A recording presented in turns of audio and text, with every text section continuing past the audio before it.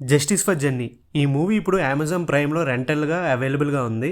ఈ మూవీ చూడాలంటే కొంచెం పేషెన్సే కావాలి, ఎందుకంటే ఇది ఒక సీరియస్ సబ్జెక్ట్ ఉన్న కామ్ మూవీ. స్టోరీ లైన్ సింపుల్గా చెప్పాలంటే, స్టోరీలో ఇద్దరు బెస్ట్ ఫ్రెండ్స్ ఉంటారు. ఇద్దరు మెడికల్ స్టూడెంట్స్ లైఫ్ని ఎంజాయ్ చేస్తూ ఫ్యూచర్ కోసం ప్లాన్ చేస్తూ ఉంటారు. కానీ సడన్గా ఒక ట్రాజిడిక్ ఇన్సిడెంట్ జరుగుతుంది. జెన్నీని బ్రూటల్గా అటాక్ చేసి చంపేస్తారు. అక్కడ నుంచి తన ఫ్రెండ్ కంప్లీట్గా బ్రేక్ డౌన్ అయిపోతుంది. కానీ అక్కడ స్టాప్ అవ్వకుండా జస్టిస్ కోసం ఫైట్ చేయడానికి ట్రై చేస్తుంది. ఈ ట్రై చేసే విధానంలో police investigation, court process and సిస్టంలో ఉన్న లూప్ హోల్స్ని నిజాన్ని బయట తీయడానికి తన జర్నీ కంటిన్యూ చేస్తుంది. ఈ మూవీ అయితే దీని చుట్టూ రివాల్వ్ అవుతుంది. ఇంకా మన రివ్యూలోకి వెళ్ళిపోతే, మూవీ స్టార్టింగ్ అయితే చాలా నార్మల్ అండ్ ఎమోషనల్గా ఉంటుంది.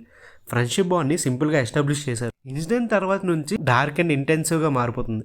ఇక్కడ నుంచి అసలైన రియల్ మూవీ స్టార్ట్ అవుతుంది. కాన్సెప్ట్ వైజ్ అయితే చాలా బాగుంది మూవీ. ఎస్పెషల్గా జస్టిస్ సిస్టమ్ని అండ్ ఎమోషనల్ ట్రామాని అండ్ సొసైటీ ఎలా ఫెయిల్యూర్స్ని హ్యాండిల్ చేస్తుంది అనేది బాగా హైలైట్ చేసి చూపించారు. పర్ఫార్మెన్స్ గురించి మాట్లాడాలనుకుంటే, లీడ్ రోల్స్ అయితే చాలా న్యాచురల్గా పర్ఫార్మెన్స్ చేశారు. ఎమోషనల్గా కూడా స్టోరీని క్యారీ చేశారు. కొన్ని సీన్స్లో అయితే జెన్యూన్గా కనెక్ట్ అవ్వచ్చు. ఫస్ట్ హాఫ్లో అయితే సెటప్ చాలా బాగా వర్కౌట్ అయింది, కానీ సెకండ్ హాఫ్లోనే కొంచెం స్లో నరేషన్ ఫీల్ వచ్చింది. ఇన్వెస్టిగేషన్ అండ్ కోన్ సీన్స్ అయితే ఎంగేజింగ్ ఉన్నాయి, కానీ కొన్ని ప్లేసెస్లో స్క్రీన్ ప్లే కొంచెం స్ట్రెచ్ చేసే ఫీలింగ్ వచ్చింది నాకైతే.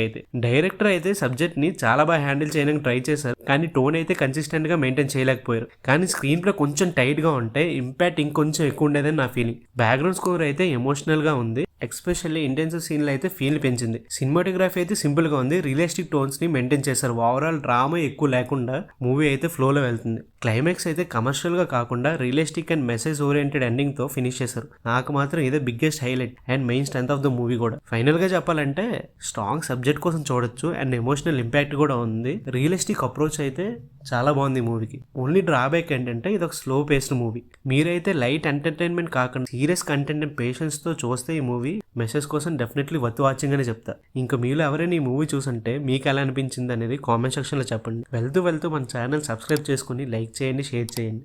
ఇంకా నెక్స్ట్ వీడియోలో కలుద్దాం. Bye bye.